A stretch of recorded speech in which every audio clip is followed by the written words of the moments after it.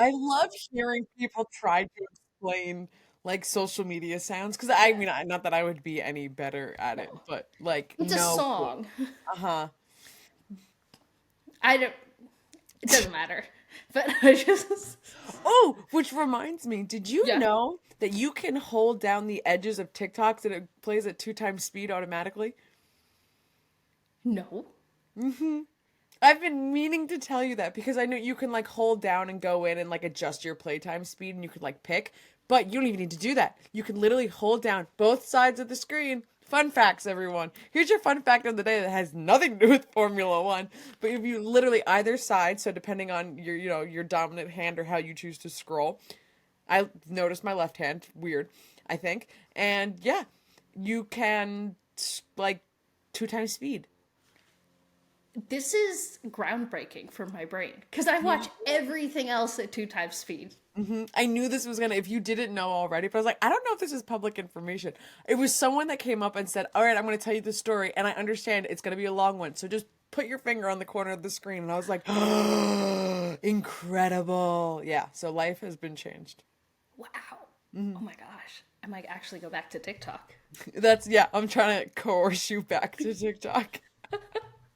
They've sent me here to get you back. Yeah, to rope me back into. My FBI man was like, we need her. Anyway. All right, there's so much to discuss today. So we're going to do a speedy formation lap that gets right into it. No quizzes to start us out today. Instead, we just got a TikTok fun fact.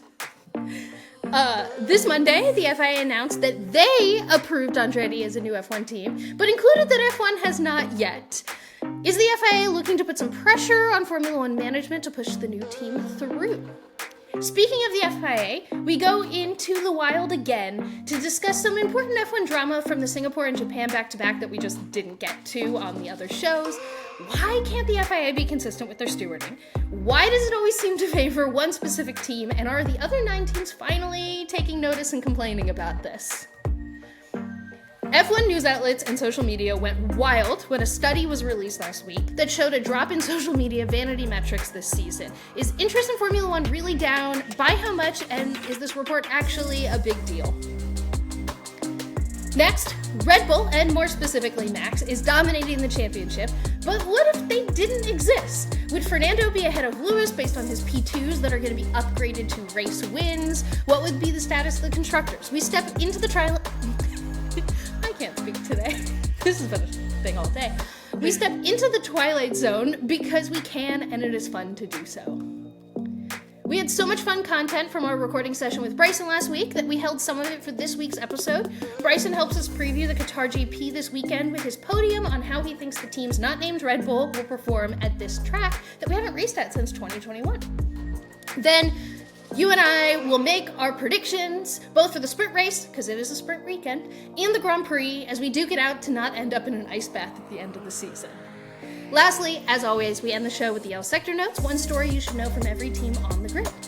That wraps up the Formation Lab for episode 37 of Grid Walk, a weekly Formula One podcast that believes there are fascinating stories to discuss across the entire F1 grid. Don't forget to like and subscribe if you're watching on YouTube, and please leave us a comment. Let us know your excitement levels for the Andretti news this week. Also, follow, turn on auto downloads, and leave us a review if you're listening on any audio platform. All these things greatly help support the show. Cool down our lined up on the grid. It's lights out, and away we go. This week's Grid Walk.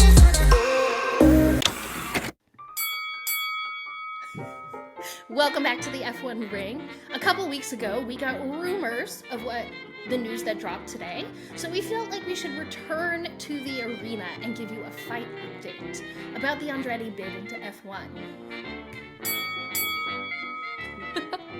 So it was announced today that the FIA has approved Andretti's bid to be the 11th team in F1. And notably, all the press releases, the notice is like, and Formula One management and the F1 teams haven't agreed to anything to do with media rights or or letting them into the Concord Agreement, which is the agreement that all the teams use to decide, how to split up the money. And so essentially, the FIA says you can race, and F1 needs to decide if they're going to get any money for it. And I think my alarm bells started going off in my head because we've talked about this recently on the show. We talk about this outside of the show all the time. That essentially this to me feels like the FIA needed some public pressure to get F1 and FOM to move it along on this approval process. And because the idea of an 11th team in general, but specifically Andretti joining the grid, has overall been publicly very popular. So to me, I saw this all and I went, oh, this is, please put some pressure on F1 to approve this. And that is all I could see through it. What were your thoughts when you saw this news? Yeah, it definitely, as soon as I saw the announcement, I was like, oh, things are about to get interesting. We're about to get some more sassy statements back and forth. I'm really excited. That's not the word. I'm waiting in anticipation for FOM's response of, like, because they have to come up with something, like, in the interim of how they're, like, really going to form a response, but I hope it's some kind of sassy, like, okay, FIA, thank you for this, and, like, for all these other reasons. I'm curious to see, I mean, they definitely obviously will be brought up this weekend, especially on media day, so once we get more statements from drivers and other, team administration, I think that'll also be really interesting how we'll continue to see if at all the team's perspective has changed, excluding Alpine. I don't think so, but, like, if for some reason it has, then that would be, maybe there's something that we don't know. I'm anticipating that. Currently, how I still feel, though, is, we're living in the Red Bull dominance. The future of F1 is kind of like, this is where we are. And I don't know if throwing in Andretti is, necessarily introducing more competition and not just, like, traffic. So that's how I'm feeling. We'll see where it goes. Where are you at right now with this? You and I have both been very much on the record that we don't care if an 11th, 12th, 13th, 14th, 15th team gets added. And so I agree with everything you said in regards to that. Similarly, though, I think the FIA has decided to use its political capital to strong-arm F1. Like, I think they're in a situation where they're going to have to let Andretti in because the public perception of this is overall positive. I don't feel like you and I are in a vacuum in our, like, nope, don't really want that, don't need another team, don't really care. But we're definitely in the minorities in feeling that way. I agree, I'm intrigued to see what the teams say and how they politely tell us that the FIA shouldn't have announced this because it wasn't ready to be announced. Which isn't the first time in the last year that the FIA has done that. Just a reminder that the 2023 race calendar was dropped, or the 2024 race calendar was dropped by, next year's race calendar was dropped by the FIA, even though it's an FOM thing that, like, Formula One is in charge of creating the race calendar, and the FIA, without FOM's knowledge, just went, here everyone goes. So, like, there's a pattern of them giving information to the public in order to make background political maneuverings. I don't know why that was a mouthful to get out. F1's response that they pushed out through the media today, or when this was announced, is just this. I'll read it to you right now because it made me laugh in how simple and snarky it was. We note the FIA's conclusions in relation to the first and second phases of their process and will now conduct our own assessment of the merits of the remaining application. And that's it.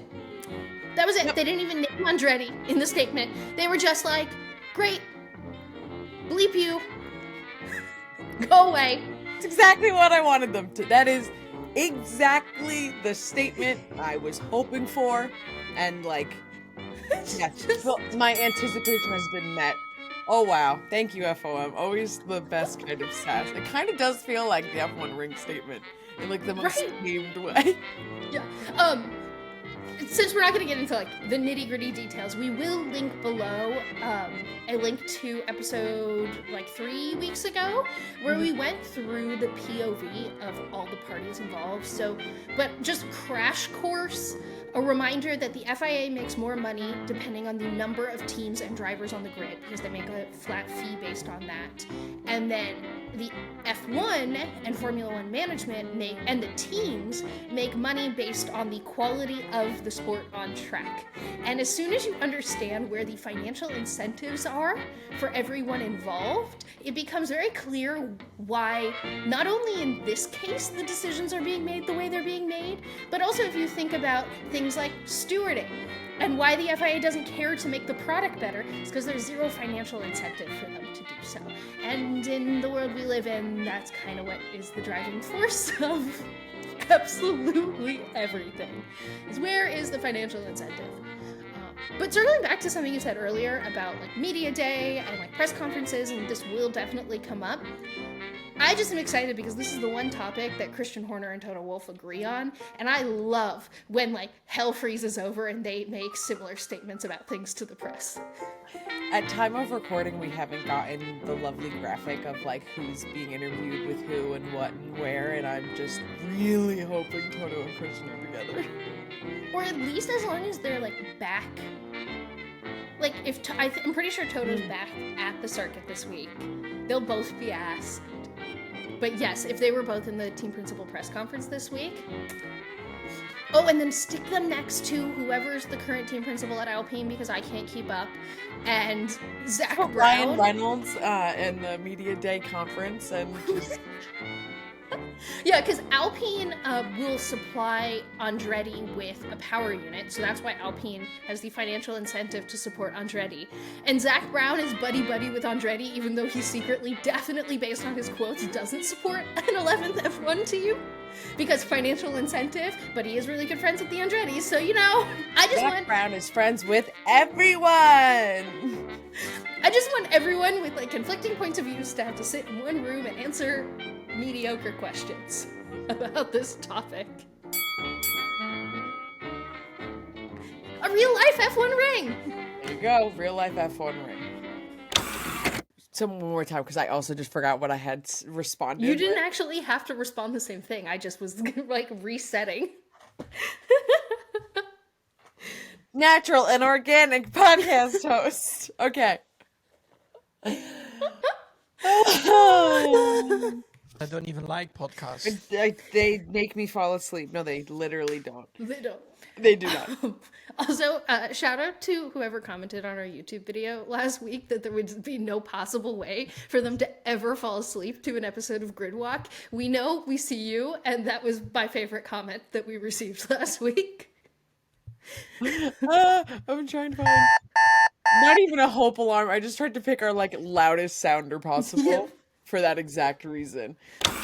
We haven't gone into the wild, even though the FIA, aka the Zebras referees, Zebras is so much more fun, aka Into the Wild. There's your recap. Even though they give us plenty of reasons to all the time, we've just had a lot of better things to talk about. Except now it just feels very necessary. And hello, Red Bull. Yeah, I feel like every time the FIA does something, the conversation in our pre-production meeting is, so the FIA favored Red Bull again, and the other person goes, yep, and we go, do we want to talk about that on the show this week? And we go, everyone knows, it's a headache. But while that whole thing happened again, there's an interesting wrinkle to it that I think is worth discussing, and that's why we have Into the Wild this week.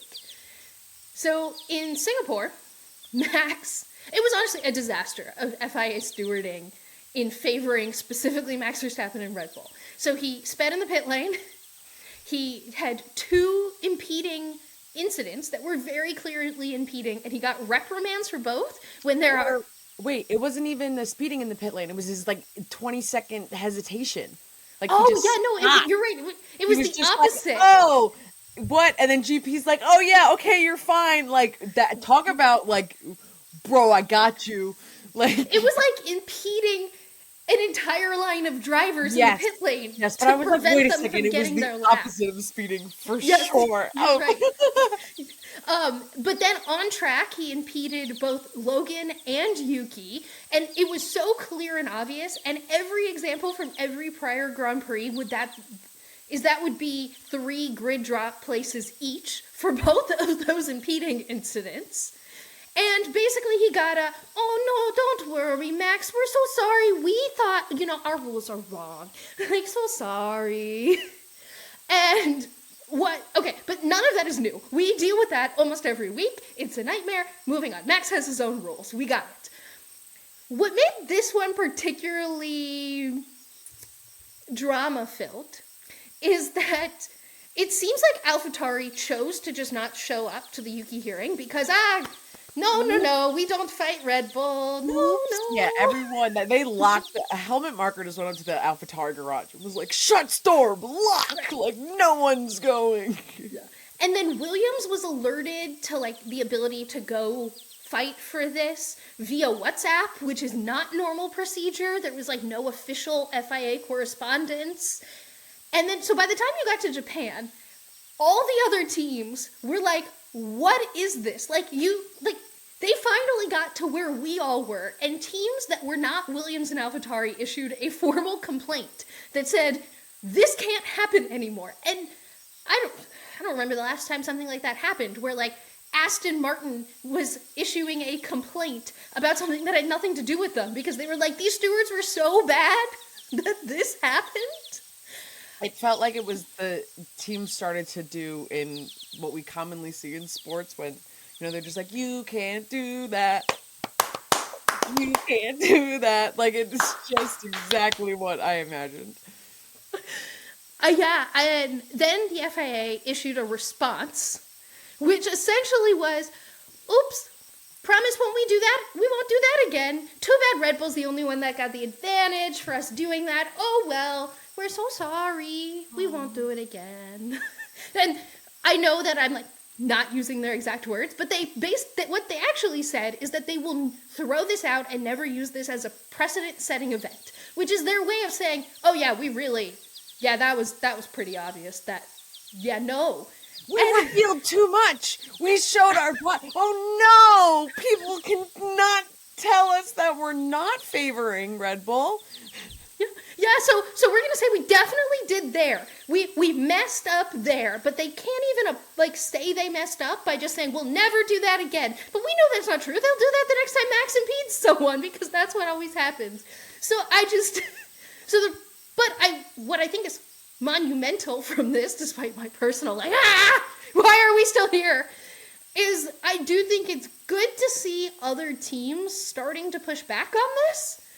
Because when the FIA started doing this, everyone was just so tired of specifically Lewis winning that they were letting it all slide. And now guess what the result of doing that is that now for some reason we have a group of the sports referees whose job it is to make sure everyone's following the rules, making sure 9 out of the 10 teams are following the rules. But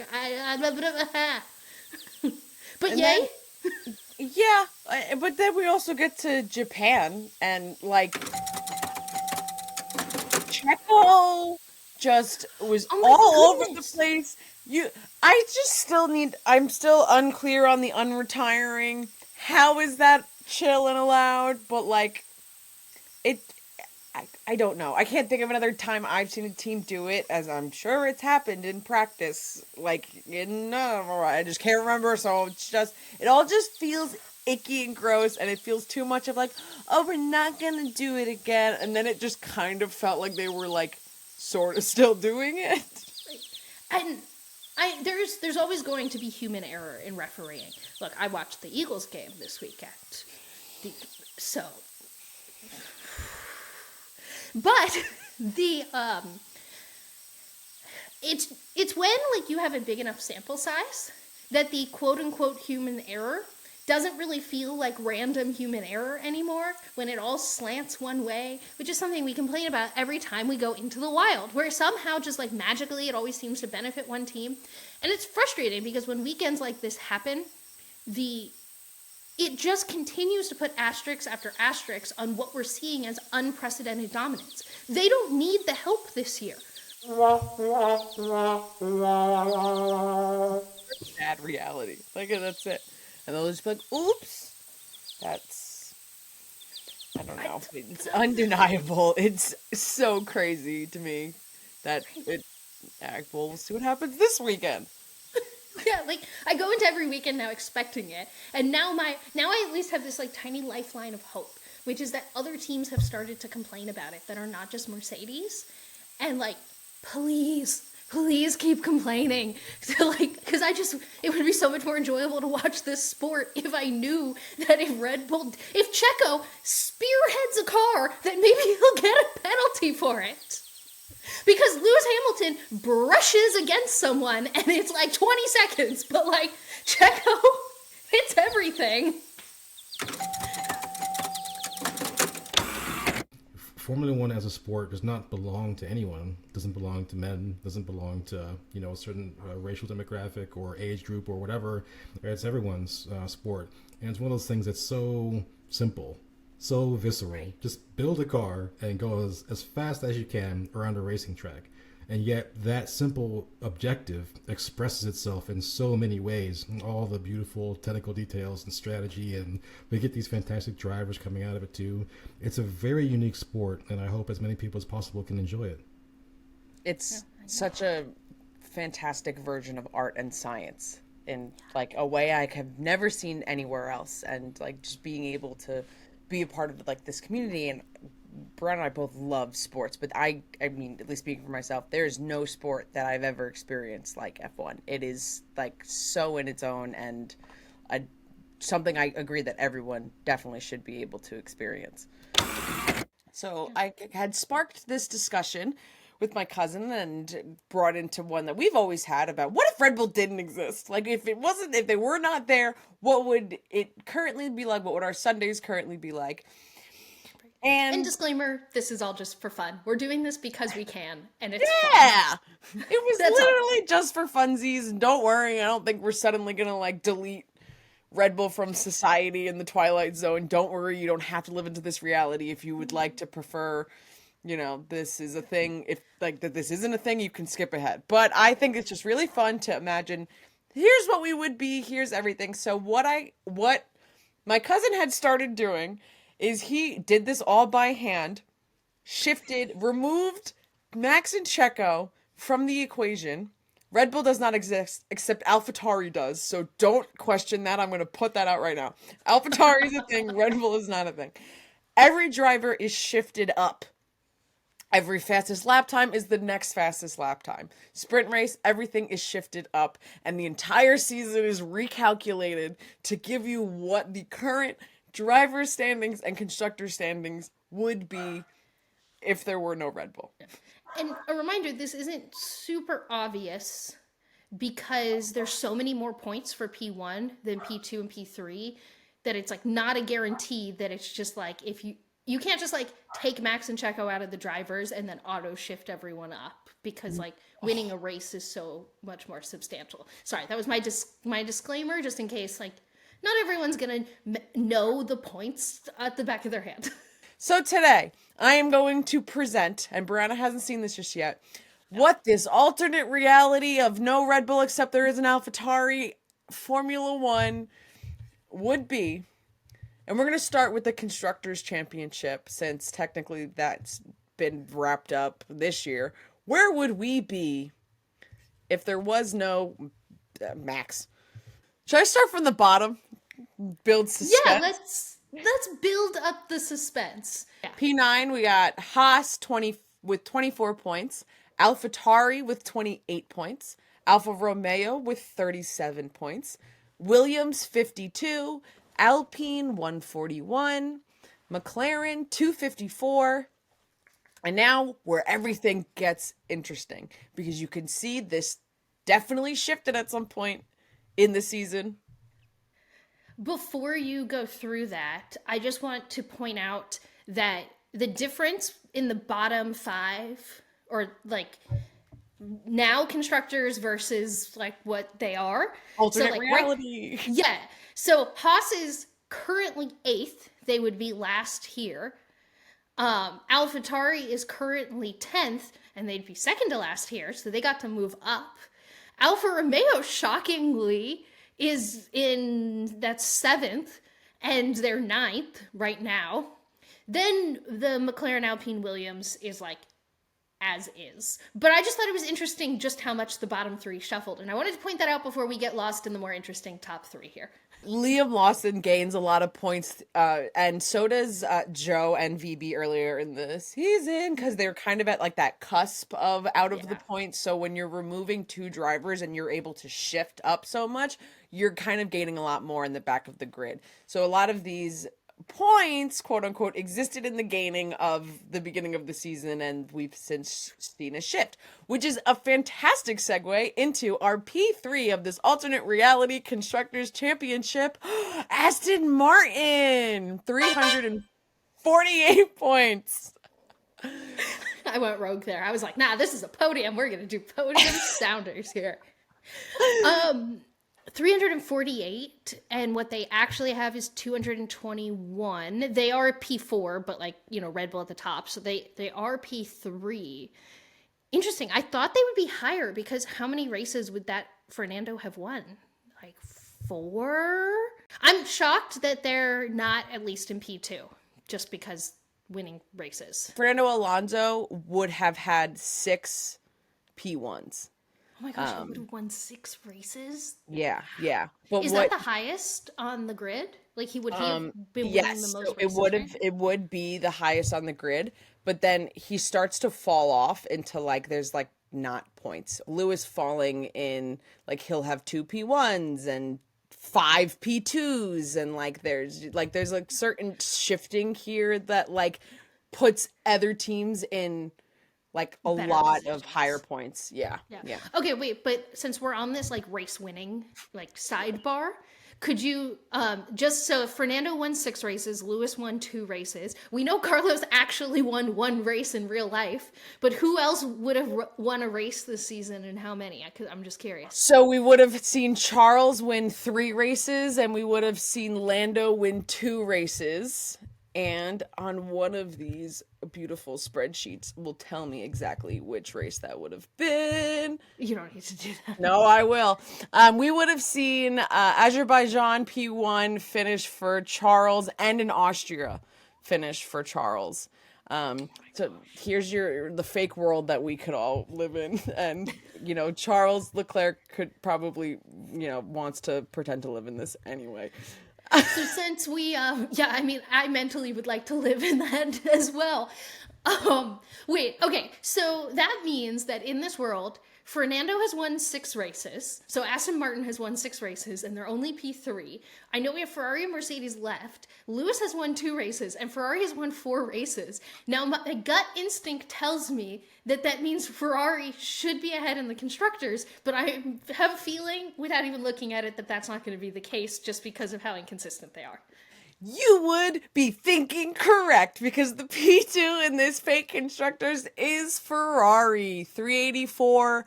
You can see like a good drop off in races where, you know, like someone doesn't finish or someone doesn't finish. Wait, but this is like... Okay, and then Mercedes is like probably a Constructors champion, like in this alternate reality.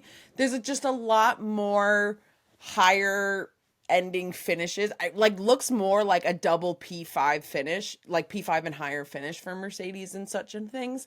So that's like really where it starts to make the difference, is when you're having both of the teammates finish, which really... And if you're not watching on YouTube, Mercedes has 443 points compared to Ferrari's 384. That's a pretty significant gap for winning 2 less races, and then Ferrari winning 2 less races than Aston Martin. Like, Ferrari's closer to Aston Martin than they are to Mercedes. That would have been wild. And I will keep it going, so I'll give you, just for funsies, an update at the end of the season as to what could have been in the final. If Lewis Hamilton wins his 9th in this like fake universe, I don't want to know.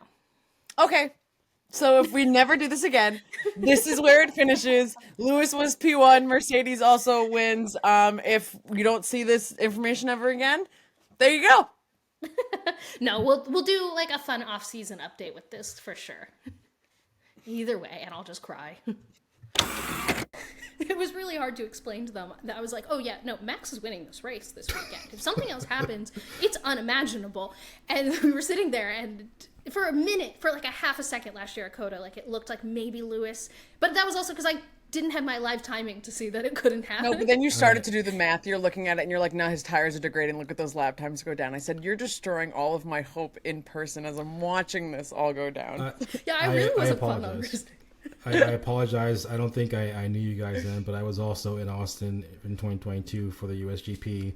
And in that moment when Max had that slow pit stop, it was like, oh, this could potentially be on. And as he was slowly catching Lewis, I was like, well, this isn't really going to work out. And as soon as he passed him, I started walking over slowly to the podium to get a good spot. So that was how that went. Yeah. It was still be really with Shaq.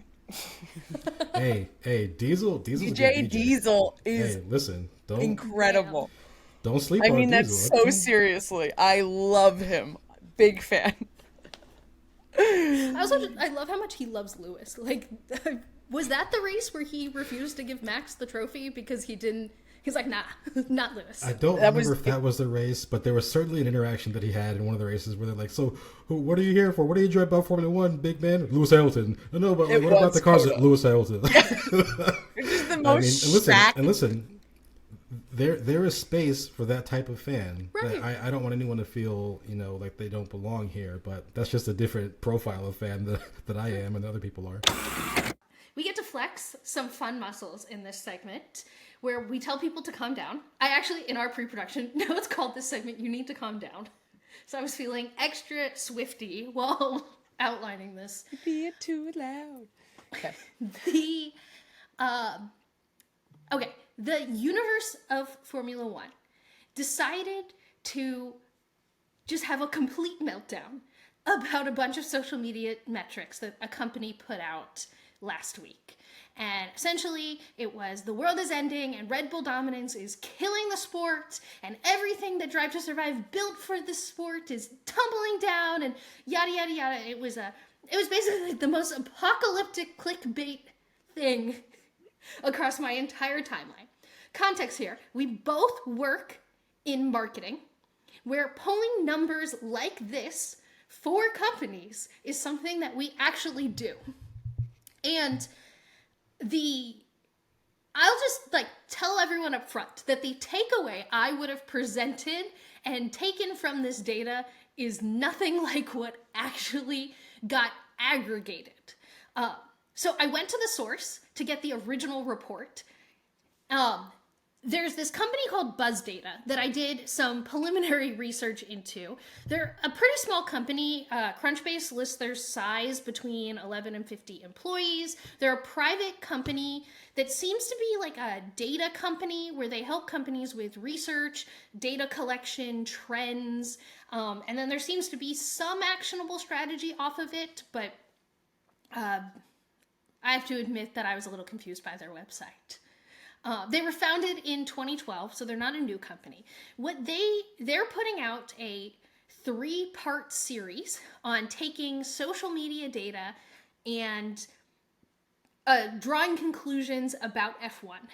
And they posted the first of this series. So again, small company, not a lot of following, and they posted it on their LinkedIn. There's this white paper about did Formula One plateau is kind of what they're trying to figure out with their data. Then this was taken and aggregated by a bunch of news sites that didn't draw the right conclusions, in my opinion.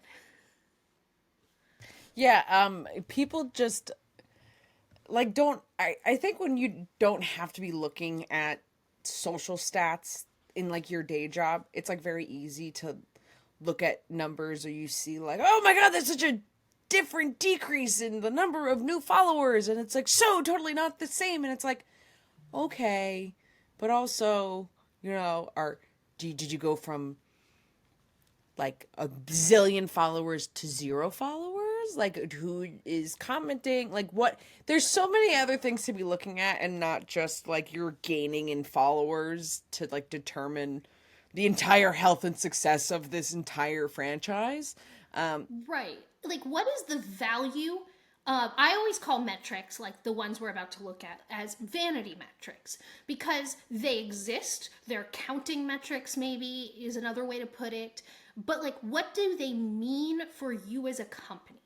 So, like, what does a new follower mean to Formula One in its growth? And then you need to make sure you're comparing that to good comparables and extrapolating that out. Like, F1 has made it very clear that how they measure success, whether this is right or wrong, is with at-track attendance and revenue generated by attending Grand Prix. Not even viewership is something that F1 seems to, like, really super care about for the value of their sport. So, and the number one thing that was pulled out of this presentation is this graphic I'm going to put on the screen on YouTube that Nicole's looking at now, which is a graph about the figures for January to May, so just the beginning of a season, for the past 3 years. And they pull out mentions, new followers, and social reach. And when I say the past 3 years, they pull 21, 22, and 23. So if you are only comparing 23 to the greatest 2 years in F1 growth and reach, guess what? It's going to be down. For sure. 100%. But this data that certain news outlets chose to cherry pick out of this company's presentation, and I'm not even getting into the validity of the actual presentation yet, is the most misleading graph in the entire presentation as someone who went through and read the entire thing.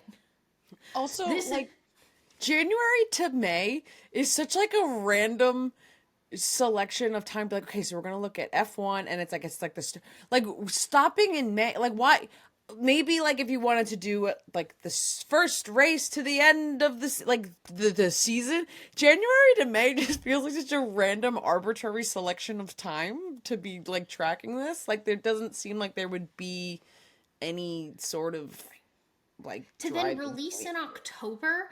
Like, to me, it felt like they cut it off in May for 2023 to be able to run the data, but then it took them until now to release it. Like, so like, yes, you can totally poke holes in the methodology here and what this means.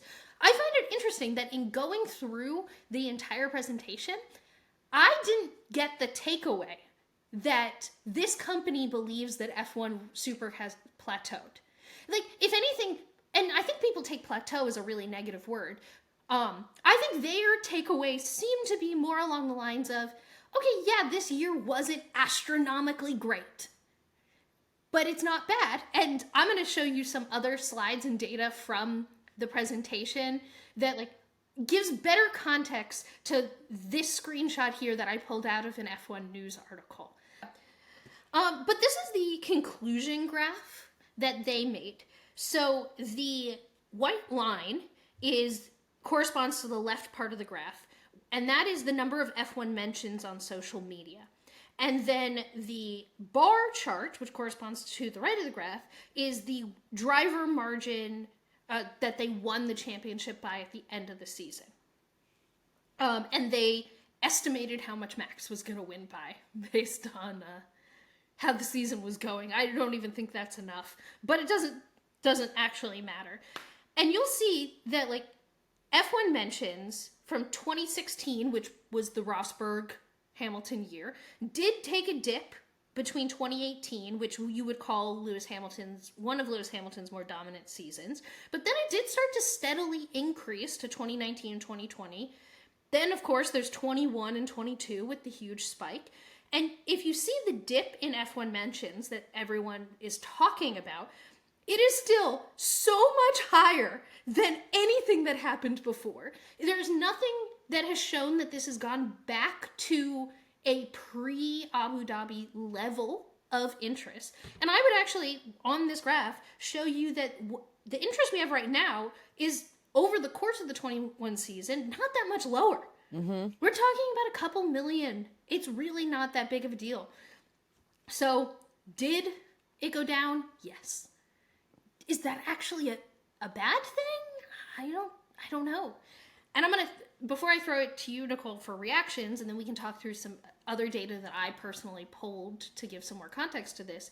I want to throw in the caveat here is that I didn't love the clarity and methodology on this data. This is not something, the only reason I am pulling up this data and showing this to everyone and talking through this is because everyone's talking about it and I need to poke holes through it. I wouldn't personally trust these numbers. For starters, it doesn't seem like they took into account non-English speaking mentions of F1. And while we like to look, because we're from the United States and that's our viewpoint, I think it's common to look at it through that lens. From our point of view, F1 has been growing astronomically globally. And if you're not taking in things like Italian, which I'll show you some Italy numbers in a second, like that really matters. Like this is a global sport. There also were some graphs in here that were messed up, which to me shows a attention to detail that doesn't make me feel super confident believing all this data. So my takeaways in going through all of this is what everyone is aggregating isn't actually what this presentation is saying, and I don't really trust the data in this presentation anyway. I'm so stuck on the not taking into account English speaking mentions because like that's so much of my timeline. Like I can't imagine that. You mean non-English speaking? Yep, that's what I meant to say, depending on whatever I said before. I meant to say I could have heard non-English speaking mentions. That is so much that comes up on my timeline, and I am English speaking, so just knowing that exists, I think that takes out wow, so much Checo conversation, just like so much Ferrari conversation. This is crazy. Allegedly. They did not make it clear enough in that nothing in this explained their process to me. And it was a common hole poked by other data people who went through this. So I wanted to bring it up that most people think they didn't. And there was no retort from the CEO. Well, and looking at this, I mean, still with this data, I'm not terrified. I don't think F1 is dead and dying. I think looking pretty good based on this conclusion graph of what is currently being discussed, matches, or is pretty close, like the height of the sport. It is very interesting to see that headlines were able to spin this and run it in so many ways. So, a reminder to click, if you click on an article that's talking about any kind of data, click over to the source and see what the source concluded in general is something I would just recommend, even if you're not normally a data person. Because, yeah, if you only saw these total figures for 21, 22, 23, like, you could be whipped up into a frenzy. And does this frenzy really matter in the grand scheme of things? No. Like, this is so unimportant. But, like, you know, if we were talking about politics or things that actually matter in your life, like, just a reminder. Now, I will say that, like, while I don't think F1 should be freaking out because of this social media data, we have seen less demand for tickets. Like, their astronomically priced Grand Prix tickets aren't just magically selling out.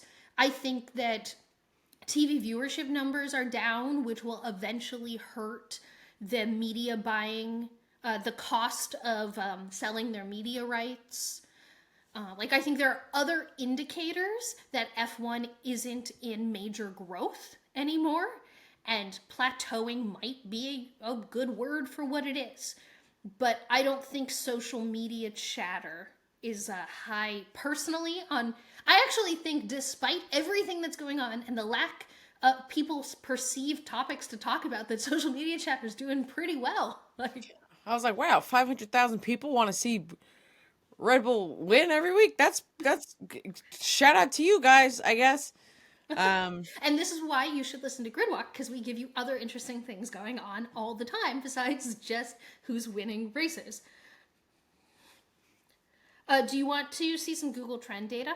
Oh, I love Google Trend data. Google Trend data gives you how many people are searching for a topic, and then they can give you global numbers. So this is the Formula One topics, so people searching things related to Formula One worldwide. And again, apologies, audio listeners. You should go over to YouTube for this. But you'll see this is the past 5 years. And you'll notice that there's always going to be peaks in data like this because race weekends are always going to be the height of a week. And that's why there's why this looks like a jagged heart rate monitor here. The massive peaks you see here is the start of the 22 season and the end of the 21 season. But despite that, like 2023 has been relatively consistent with the end of 22, and we haven't returned to 2018, 2019, or 2020 levels of search at all. We're still above that, even worldwide, people searching on Google for F1 related things. There you go. That looks pretty good to me.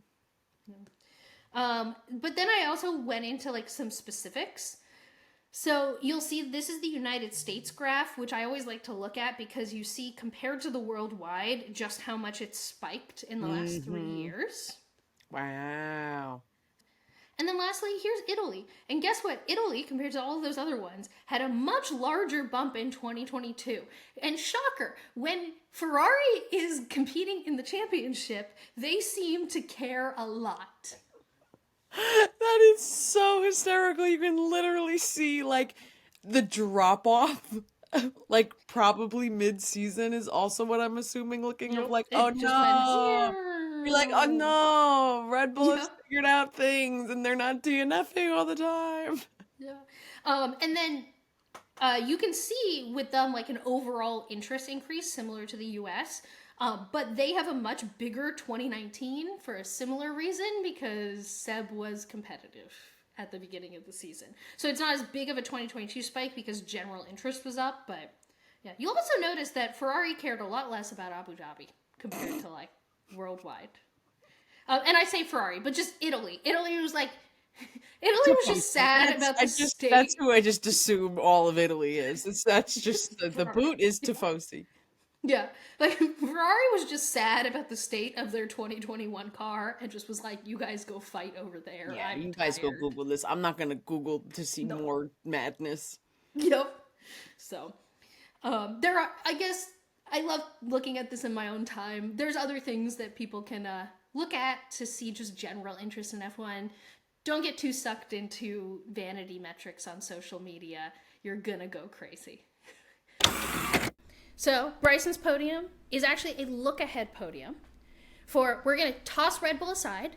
We know that track characteristics have really played a big effect on which of the, Aston, Ferrari, Mercedes, McLaren teams do well at a racetrack. So we've asked him to give us a podium based on what he thinks performance is going to be for the next race at the Qatar GP. P3 to P1 being the team that he predicts based on track characteristics is going to be the closest to Red Bull. I don't know if we can say compete with Red Bull here. Yeah, I think it's pretty clear that your bet should be on Red Bull.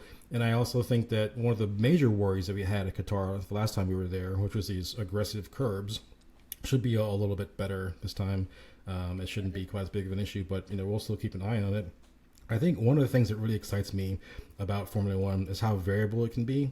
People like to think of upgrades as the sort of thing that you would get in like Gran Turismo or Forza, where you plug it in and it just... a new rear wing. You've got a new rear wing. That will give you exactly this much performance. And the thing is, Formula One cars are so complex that you never really know for sure. I mean, for the first time in a long time, we saw Red Bull revert to an older specification of floor because the upgrade they brought didn't quite work in that weekend where they were having so many problems. And I think the thing I want to convey before talking about Qatar is just that the setup of the car is actually worth more lap time than an upgrade. Or more precisely, you can't even maximize the performance of the upgrade without having the right setup. So it's entirely possible for teams to be wrong-footed by a particular circuit, as Singapore was a bogey track for Red Bull the last time out. So the reason why I bring this up is because Qatar is also a circuit that you've only ever raced at once. And so because of that, there's not this voluminous data of background for car history there and knowing what the tire temperatures are going to be and track surface. And there are all kinds of weird peculiarities at Qatar that could actually be a factor in setting the competitive running order. That being said, it is much more of a medium to high downforce track. It's much more like Hungary than Japan. Or even Singapore, because even though Singapore is also a very high downforce track, and McLaren and Mercedes tend to do well in higher downforce tracks, Singapore doesn't have a lot of high-speed corners. Doesn't have a lot of corners that require a lot of lateral grip, whereas Suzuka has a ton of those in the first sector. But Suzuka also requires a lot of straight line performance on the second half of the lap. Qatar has fewer straights than Japan, is the first thing I would say. And the second thing is that it still requires high downforce. So I still expect Red Bull to win, but I don't expect them to win by quite as much margin in Qatar as it did in Japan. But in terms of my number 3, who I think is going to be the third best team, I think it's going to be Ferrari. And the reason that I think that is Ferrari has demonstrated an ability post Monza to really get their tire degradation a bit better under control, and they've put a little bit more downforce on the car, which seems to help them in the high speed stuff. Their tire degradation was actually slightly related to not only an overall lack of downforce, but also the way they were deploying their hybrid energy. They did a study to figure out, okay, well, at what speeds are we deploying the hybrid? And if you don't have enough traction to handle that grip, it turns out that you actually are accelerating tire wear as a result of that. So that's something they fixed post Monza. I think that will help them at a track like Qatar, but I think they will be beaten by 2 teams. And so we'll just go to the number 2 in this celebration now. I actually think is Mercedes. I think Mercedes will be second. And the reason why I think that is Mercedes still at this point has a straight line speed deficit. Their power unit is still very strong, but the chassis creates a decent amount of drag. Now, we do have to be a little bit careful here to differentiate between baseline drag, i.e. drag with the DRS closed, versus the DRS effectiveness, delta. And Japan was a difficult track for establishing that, because if you look at the fast F1 data that comes from F1, the fastest speed along the circuit is actually on the main straight. But the location of the official, FIA speed trap was 70 meters after 130R. So when you see the fastest cars going in the speed trap, that doesn't actually reflect who was fastest on the main straight. And so it was a good way to sort of separate those two things. And it really established that Mercedes has a relatively high level of baseline drag, and their DRS effectiveness is not super awesome like Red Bull. Red Bull's DRS effectiveness is in the stratosphere. It's unbelievably good. And so there is a decently long main straight in Qatar, but it's half as long as Suzuka, and it's still just as high downforce. So I really don't expect them to be as bad there as they were in Japan. Did you have any questions? And for those of you just listening on audio, on YouTube, I'm going to put up some graphs with some of the data points that Bryson's talking about. So you can head over to the YouTube channel and go look at that if you want a visual representation of essentially Mercedes draggy, Red Bull fast. And it's not always as easily identifiable as that, but in this case, kind of is. Yeah. I mean, Mercedes is struggling with aerodynamic efficiency, kind of the ratio of downforce to drag, but also, just overall drag levels are difficult. How much of that, in your opinion, do you think is baked into the fact that they've retrofitted this?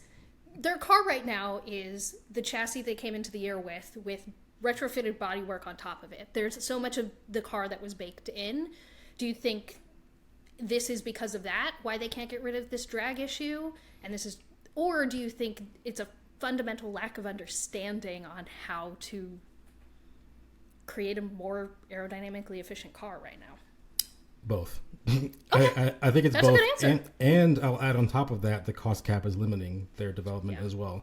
I think people don't seem to realize that Mercedes is essentially driving around Frankenstein's monster in a sense. I mean, this is a car that still had very much the fingerprints of the zero pod philosophy in it, in the fundamental aspects of its design, right? So yes, it had different side pods, and you can change the side pods mid-season, sure. But where are the side impact structures located? Can you change those? No. How far forward is the driving position? That's a function of the zero pod design as well. We mentioned that Lewis Hamilton had a problem with that earlier in the season. And even something a little bit more subtle that we don't talk about as much, but is just as critical, is the gearbox. The gearbox, even though it's not explicitly for zero pod can't really be changed mid-season. Otherwise, you're going to have penalties and it's going to be cost cap problems. But people need to realize that the gearbox not only sort of has the casing for covering the gears, but it also has the mounting points for the rear suspension. The rear suspension is mounted directly to these points on the gearbox, and also the size and layout of your diffuser is directly informed by how large the gearbox is and the kind of real estate it occupies.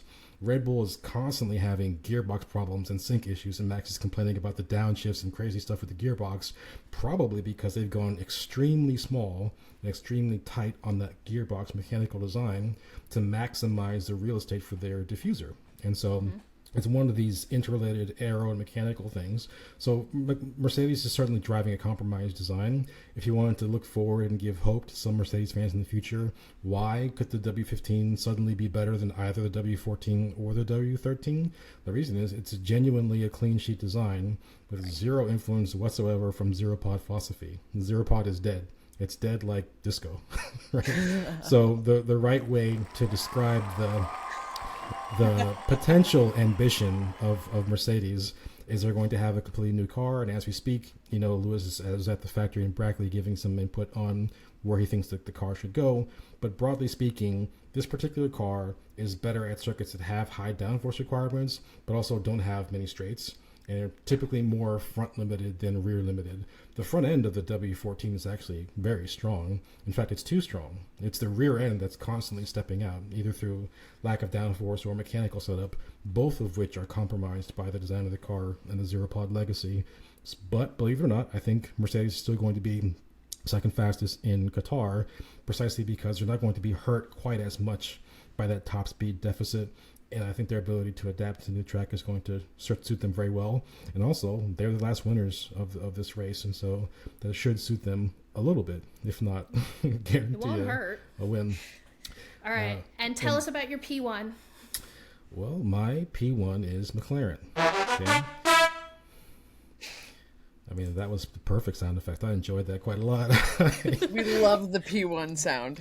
It's like sassy trumpets. I think people see McLaren fighting, for victories in many races currently, and certainly fighting for the podium in the last 4 or 5 races.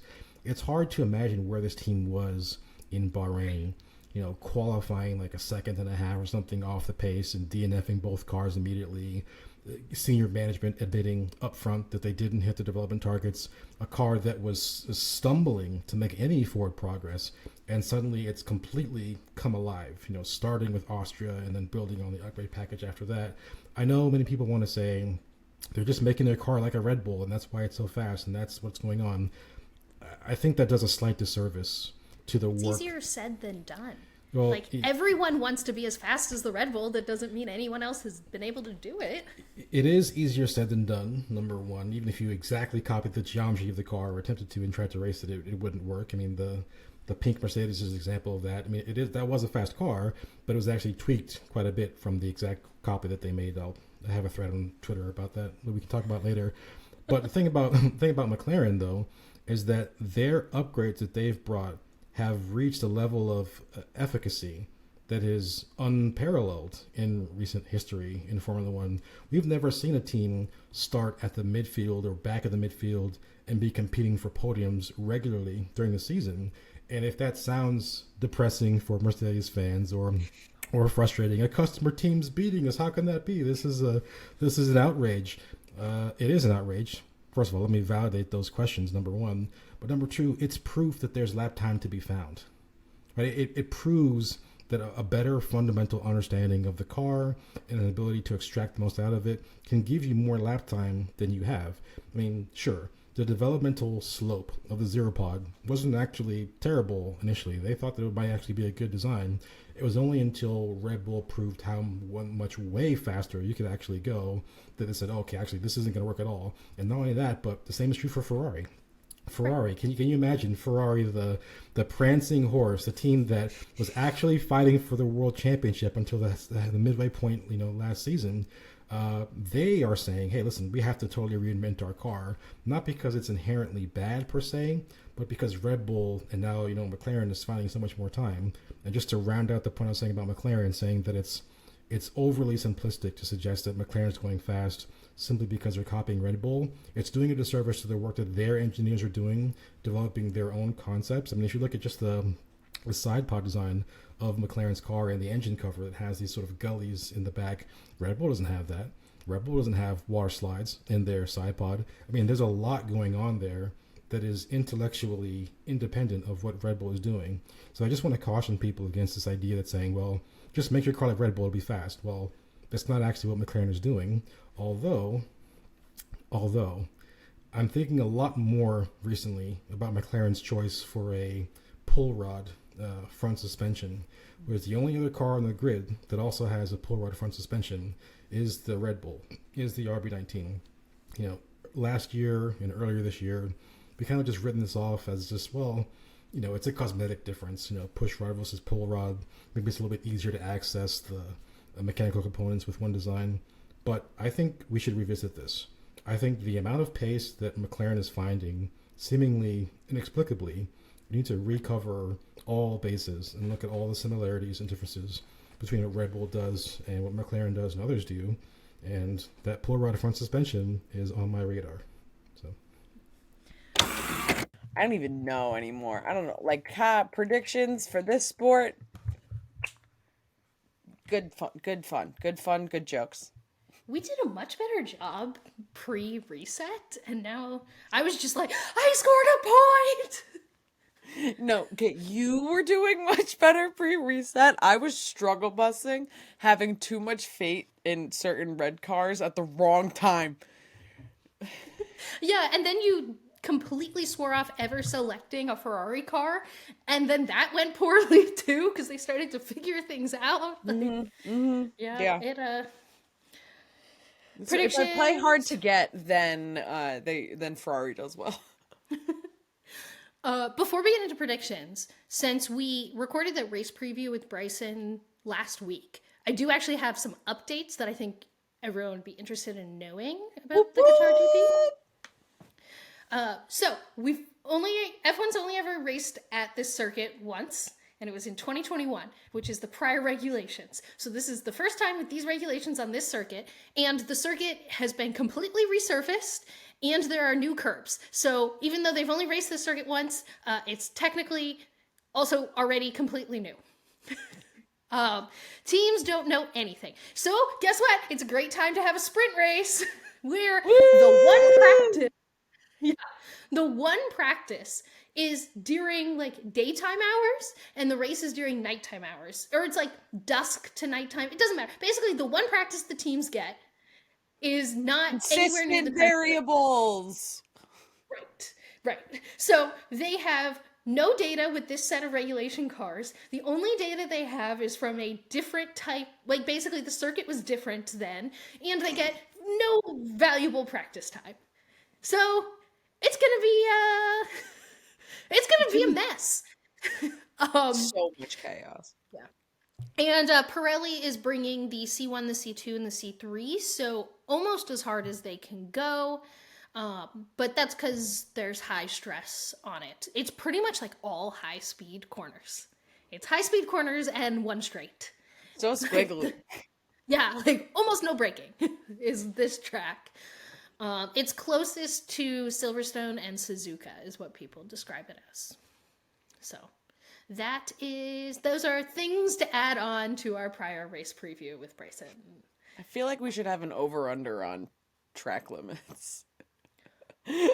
No. But I can't even begin to think of like a proper number. I just probably would take the over. Your service has been temporarily disconnected. No.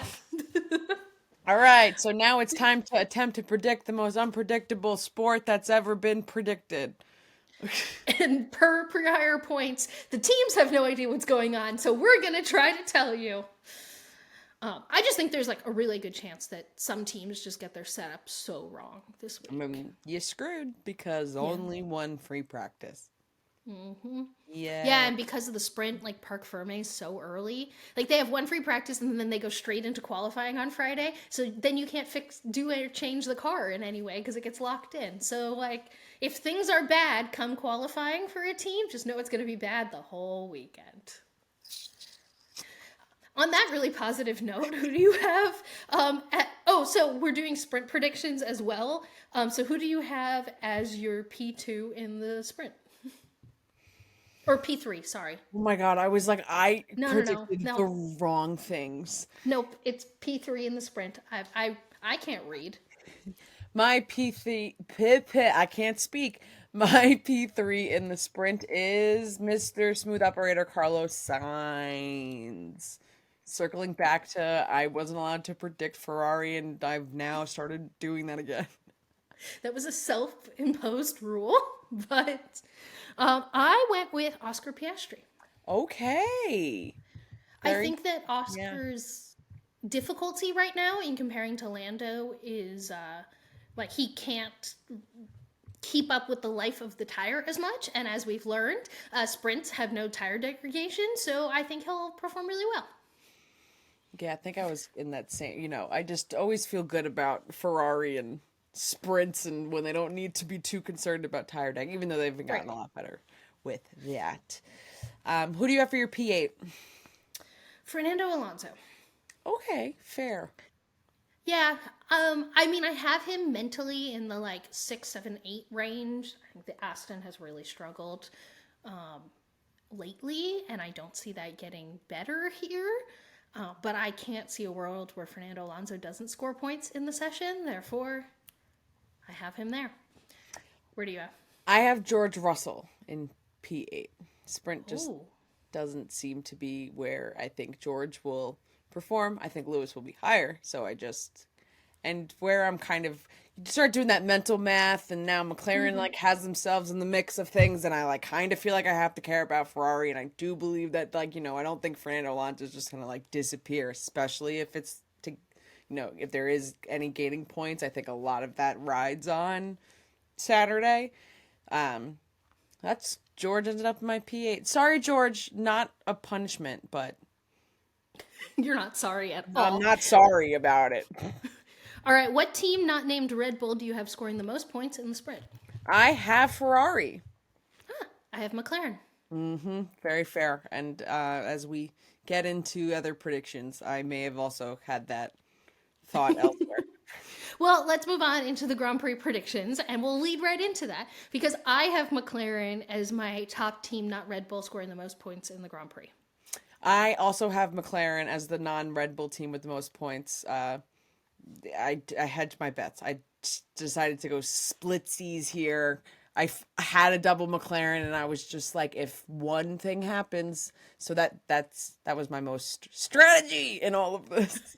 So I had the opposite strategy where I went in one of the sessions, McLaren is going to score the most points, in my opinion. That's not named Red Bull. So I was like, if I put them for both, then I feel like I'm guaranteeing myself a point. Probably Fair. not 2, but right now Who in knows? our prediction battle, I'm feeling like a point is a win. It's huge. It's very huge. Would you like All right. Go ahead. No, you. Would you like to start at P2 or do you want to work our way to the top? Yeah, let's start at P2. All right. You could go first. Who do you have for P2? Lando Norris. I figured that's why I was like, you could just go first because I also have Lando Norris. Yeah. P3, though, I have Sir Lewis Hamilton. Ooh, I have Carlos Sainz. I'm riding on the Carlos Sainz. You're really low on Mercedes this week. I am. I have such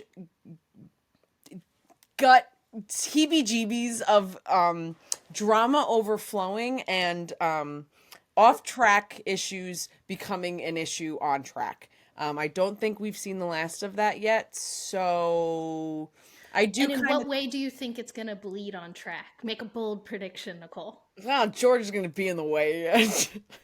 Oh, that's calm. I thought you were thinking that like George was going to take out Lewis or something. Well, I don't want to put that out in the universe, but like I do get worried that, if someone maybe accidentally turns into a turn somewhere else or gets too upset about a track limits or something, it's not possible. In my brain, I do have Lewis at like a P4 place, but I kind of have a fear that he's going to be like stuck behind and it's going to be like a switcheroo. Kind of a lot of what we've been seeing recently. So as much as I would love to have Lewis on my podium, I have him in like a P4 spot because of external factors. I just have Mercedes outperforming Ferrari. This weekend is going to be all about operations and getting your setup right quickly. And Chaos.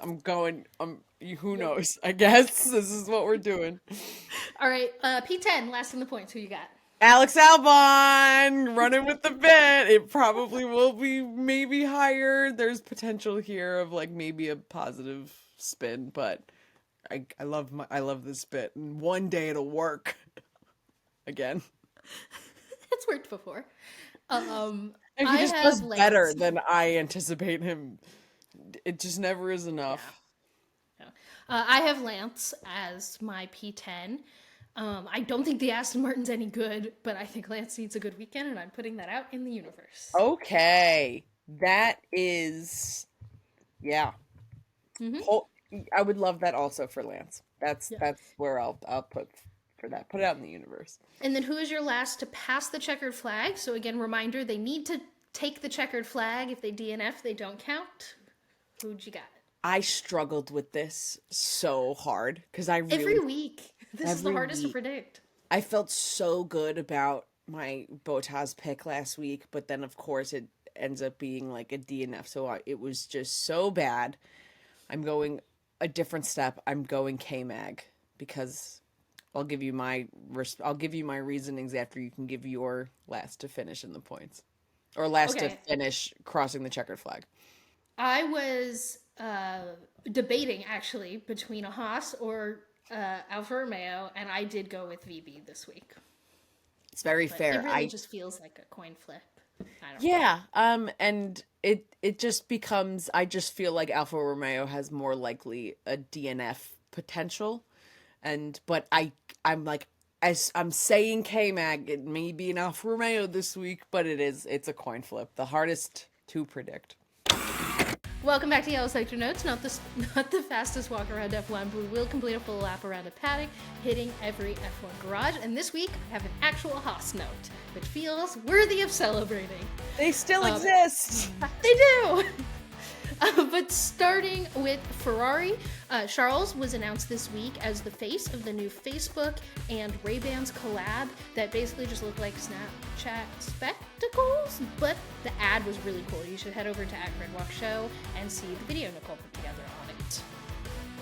F1 Arcade has announced its next location. We already knew that it was coming to Boston in spring, but this summer it's actually going to be in Washington, D.C. as well. I will continue to groan that they haven't announced New York or L.A. yet, because we both want to go. Maybe we need to make a Boston or D.C. trip. Esteban participated in an Alpine rally event this past week. Both Mercedes drivers are supporting the Girls Go Free initiative at the Silverstone Museum, where girls are getting free tickets to see what looks to be amazing museum all about motorsports at the Silverstone track. So if you live in that area or you can get there, please take girls to go see it this month. It's free.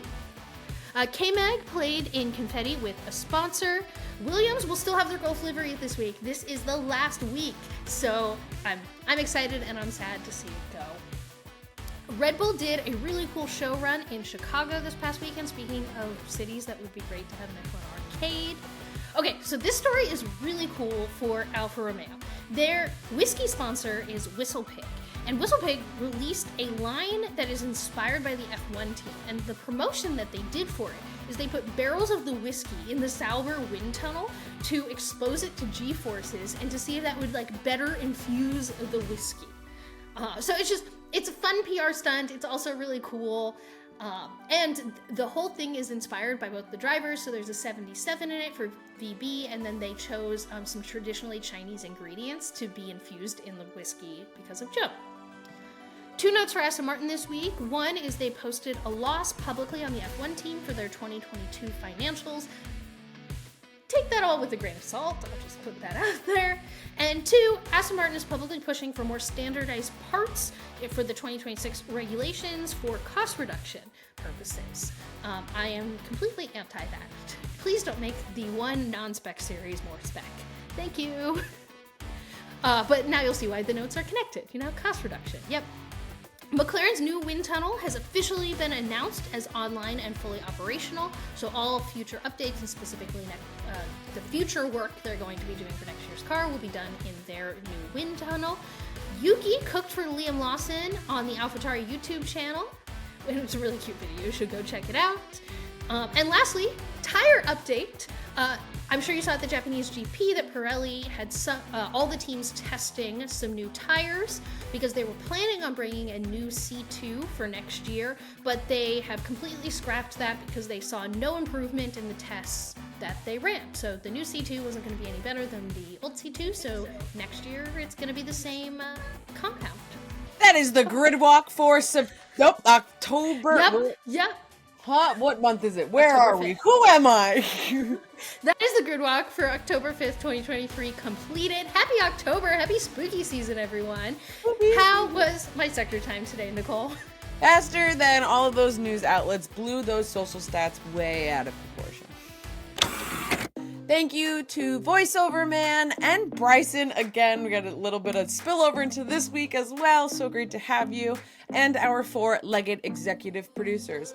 Hey, audio listeners, you smell great today. Don't forget to follow, turn on auto downloads, and rate. Oh, that's so creepy. Why? It's so good to smell nice. Like, I don't know. I like to get up, do some ASMR. No? Okay, I'm sorry. I didn't mean to make you feel creepy if you smell nice. Sorry. No, they're not creepy. You're creepy. Just imagine, I'm imagining someone listening to the podcast right now, walking down the street with it in their earbuds, and you just got all close to the mic and told them they smelled nice. Yeah, that gives off creepy vibes, okay? There you go. There you go. Okay, well, I hope you smell bad. What was I?